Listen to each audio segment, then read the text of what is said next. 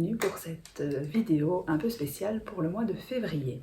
Pour le mois de février, on avait envie de faire une vidéo un peu différente. Donc vous constaterez que je suis seule, je n'ai pas mon binôme. On a décidé de faire un peu différemment cette fois-ci. Et pour ça, on va vous présenter des coups de cœur, parce que c'est la Saint-Valentin et donc c'est la période des coups de cœur. Et du coup, on a décidé de faire plusieurs coups de cœur. On a d'abord les coups de cœur des enfants de notre classe. Et donc on leur a présenté des livres tout au long de l'année de septembre à janvier. Tous les mois on en lit. Et donc par mois ils ont voté pour leur livre préféré, leur livre coup de cœur, celui que vraiment ils avaient adoré chaque mois. Donc on a 5 livres pour la classe. On a demandé de faire la même chose à nos loulous. Donc mon loulou, il y aura un passage dans cette vidéo où il présente lui ses coups de cœur, parce que comme ça vous voyez un petit peu ce que lui a vraiment aimé, en sachant qu'il a 9 ans, et que donc comme ça vous savez à peu près la tranche d'âge des coups de cœur. Et ensuite on termine avec nos coups de cœur Saint-Valentin, et moi j'ai un autre coup de cœur parce que j'ai reçu un magnifique cadeau et que donc je voulais vous le présenter dans cette vidéo. Je commence donc par les coups de cœur du travail, de l'école. On a commencé en septembre et les enfants ont choisi un classique, vraiment classique, dans la cour de l'école. On vous l'a présenté au mois de septembre pour la rentrée. C'est de Christophe Loupi aux éditions Milan.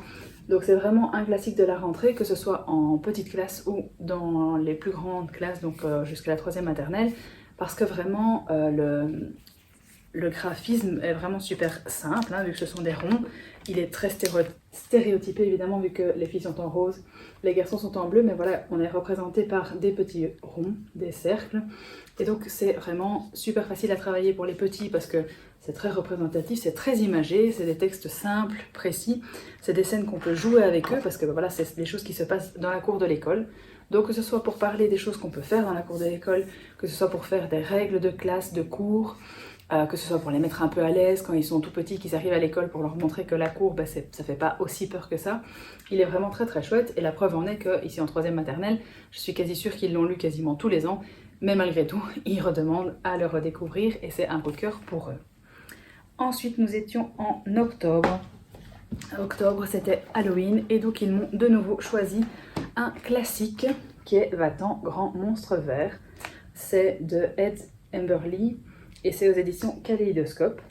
C'est un très très chouette livre, même chose chez les petits ou chez les grands, parce que voilà, les grands l'adorent, ils m'ont demandé de le lire et de le relire et de le relire.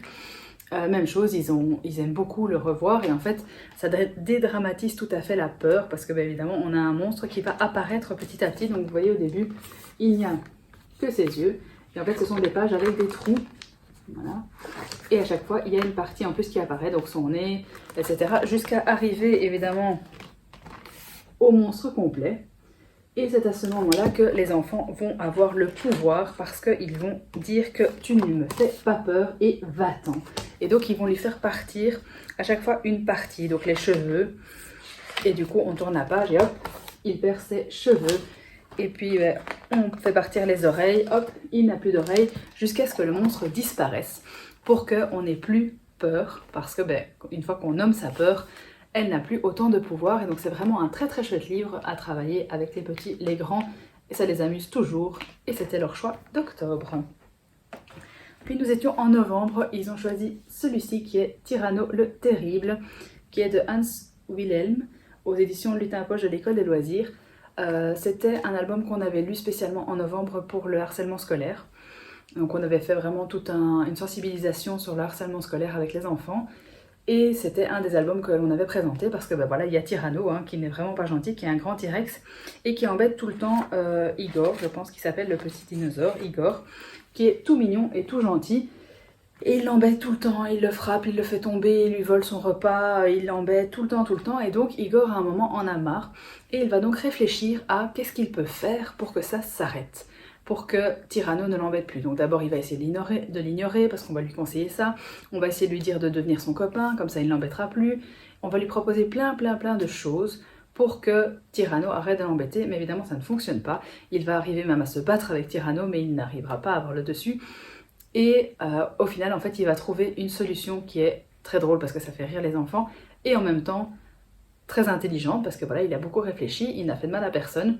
C'est juste pour donner une leçon à Tyranno et donc c'est vraiment très très chouette de montrer que même si on est grand, ben, on n'a pas à embêter les plus petits et que les plus petits ont parfois beaucoup de ressources.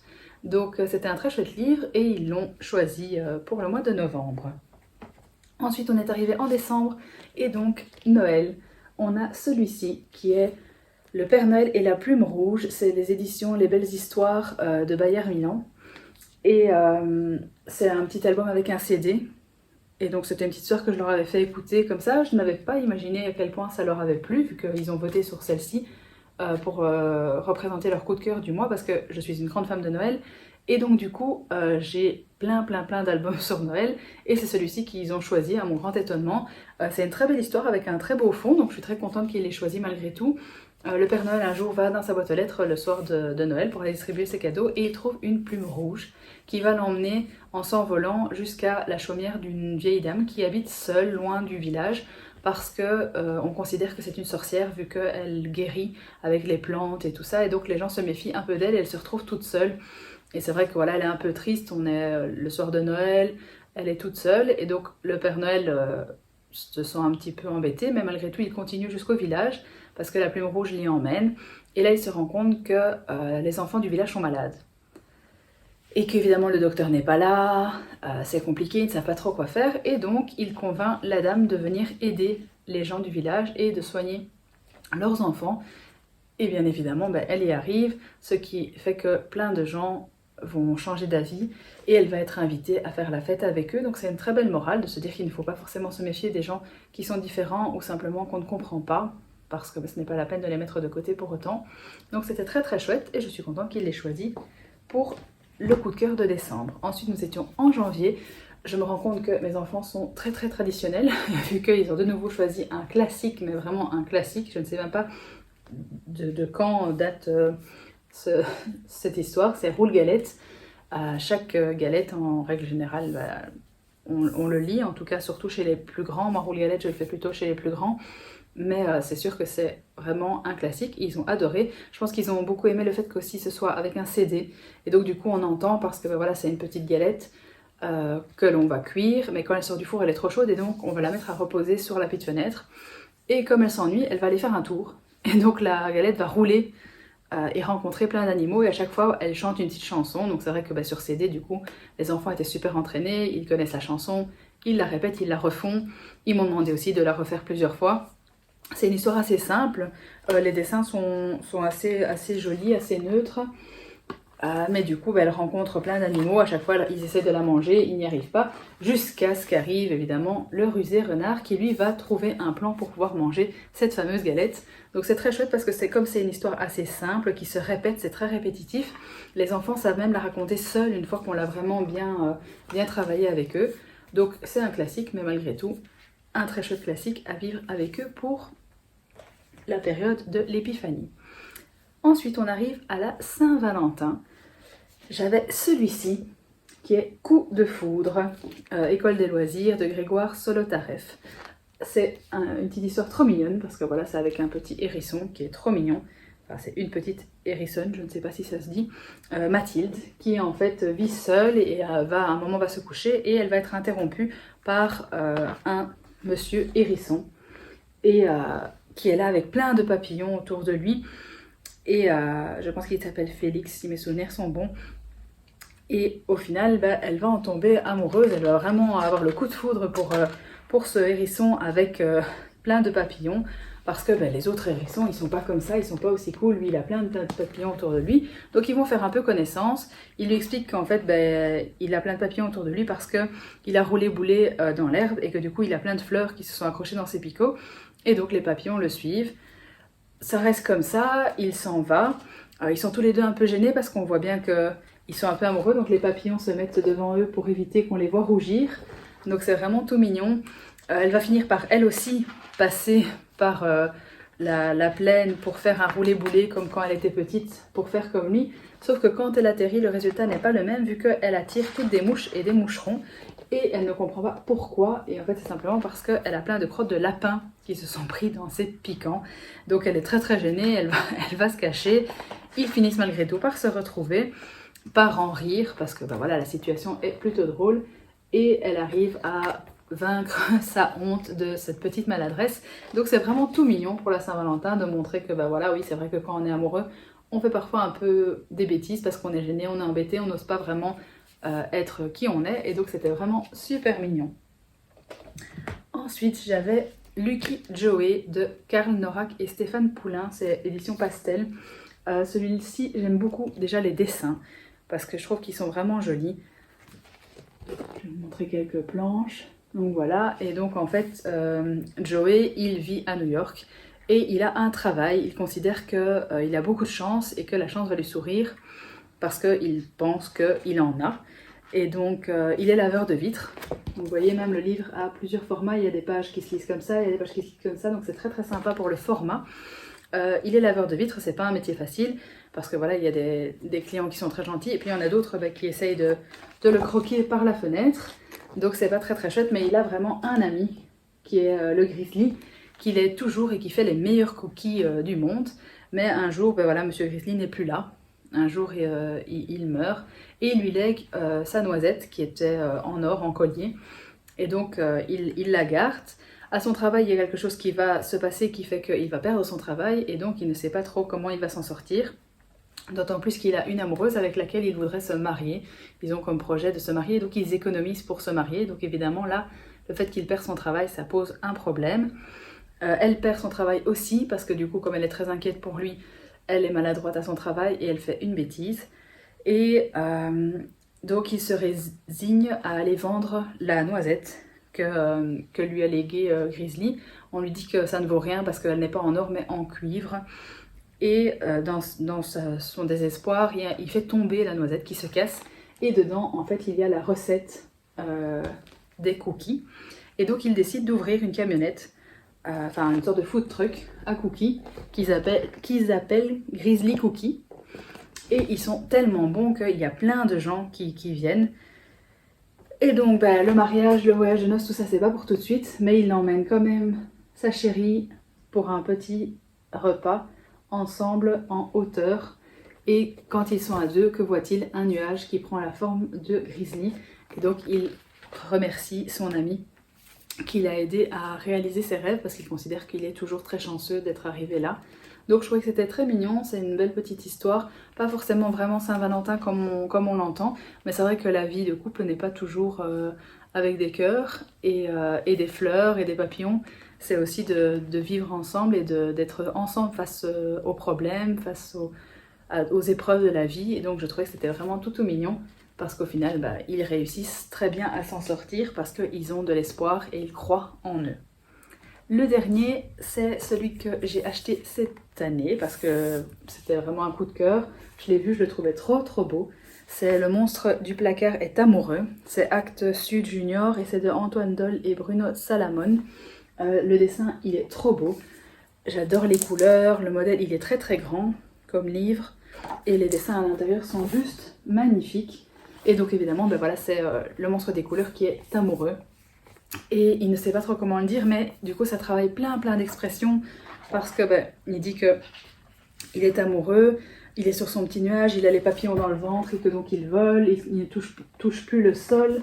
Il y a le fait que dans sa tête, il a plein de chamallows, donc vraiment tout est représenté pour illustrer les expressions.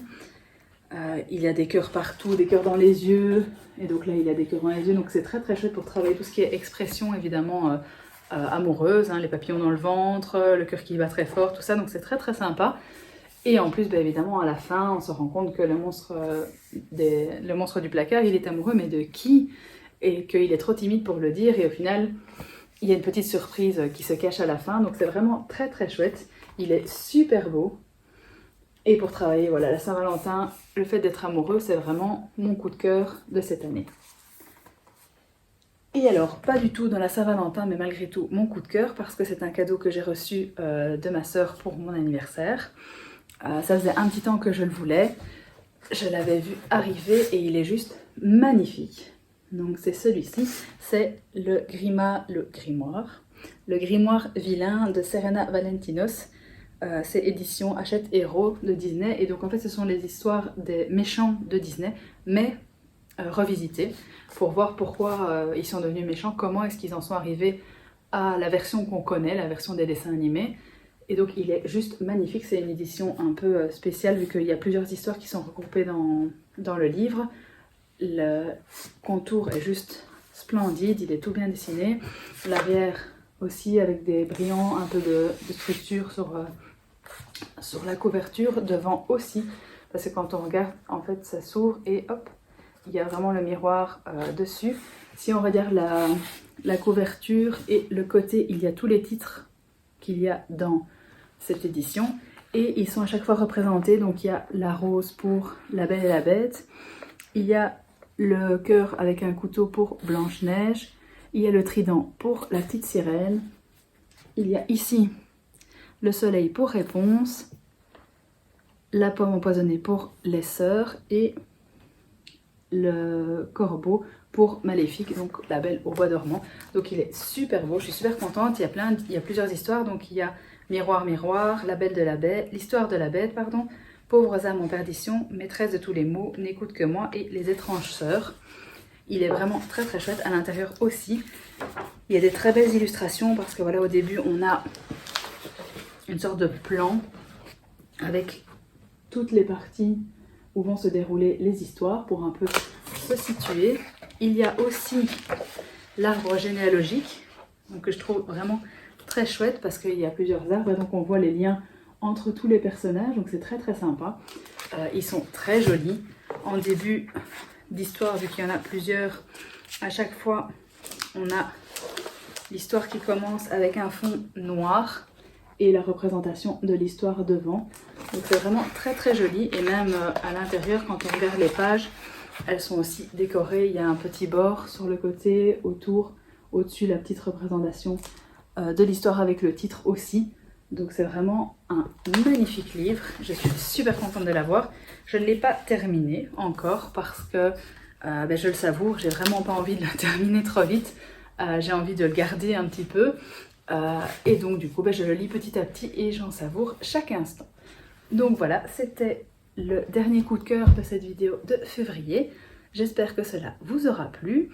N'hésitez pas à laisser un petit commentaire, à dire si vous appréciez ce genre de vidéo, si vous préférez quand c'est de la façon habituelle. Et on n'hésitera pas à refaire ça si jamais ça vous plaisait. Merci, au revoir.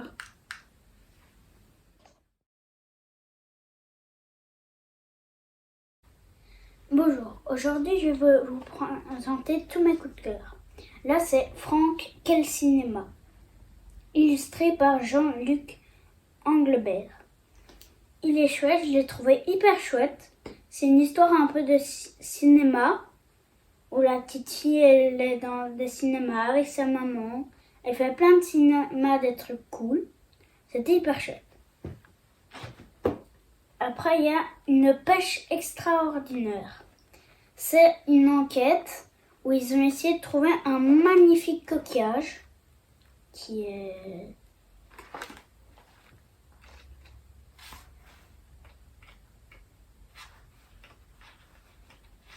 là et que vont essayer de le prendre. Et il y a toute une aventure parce qu'il y a des pirates qui essaient de le voler. Et alors ils mettent un faux pour transporter et le vrai ils le transportent en bateau. Et du coup les voleurs c'est trop bien. Il y a aussi des petites enquêtes pour voir si t'as bien compris pourquoi. Ensuite il y a Sherlock. C'est une histoire d'un chat et allez. Il est cool le chat. Le chat il est détective. Et il a tous ses copains, les chiens et tout ça. Et il mène une enquête. Ouais. Qui est super chouette. Sinon, il y a Franck. Franck, c'est une aventure où c'est un garçon qui va à l'époque de la préhistoire, qui va des enquêtes partout. Il y a des fois des trucs où on a un peu peur parce qu'il fait des trucs hyper dangereux. Et il est à quelle époque là, dans celui-là? Il est à la préhistoire. Il est à la préhistoire. Et qu'est-ce qu'il y a de spécial dans ce livre? Bah, c'est que il y a des méchants, ils essayent de l'attaquer. Parce que tu dis Franck, mais qu'est-ce qu'il y a de spécial? Ça s'écrit comment? F-R-N-G-K. C'est K. C'est K. Il manque le A. En fait, il n'y a pas les voyelles. Oui.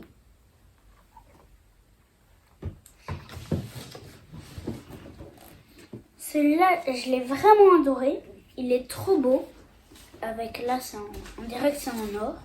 Et alors, à chaque page, ils expliquent un animal. Par exemple, le ver Elvis. Le ver Elvis sert de puissante mâchoire pour nourrir les baleines mortes.